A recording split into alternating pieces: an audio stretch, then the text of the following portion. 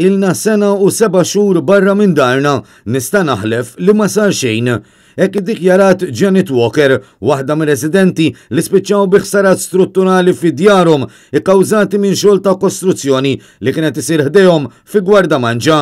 Il-ħamis 13 ta' Ġunju tal-2019, 18 il-resident fi blokka fi triq il-Mimosa spiċċaw bta' fuqhom senduqhom f'nofs it-triq.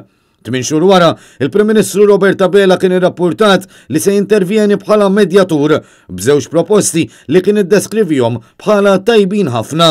Iżda l-verità hi differenti, għax fuq Facebook Janet Walker seħtet issija l-moment li dakinhar kienet tellet kumment f'dan is-sens.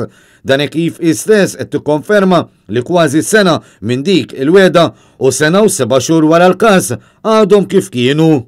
Fil-fatt, ispjegat li minn dakinhar u ma nataw biss proprjetà mill-awtorità ta' djar bil-kont kellu jitħallas mill-kuntrattur li wettqilhom il-ħsarat strutturali, iżda mill-bqija xejn.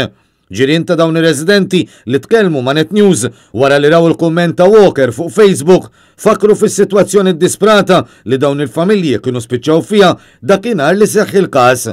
Minflok u meta ddew dawn ix-xhur kollha, il-ġirien innutaw l-arroganza tal-Prim Ministru u l-Gvern li jmexxi li bħal donnu nesal kollox lil dawn it-18 il-persuna fil-bżonn.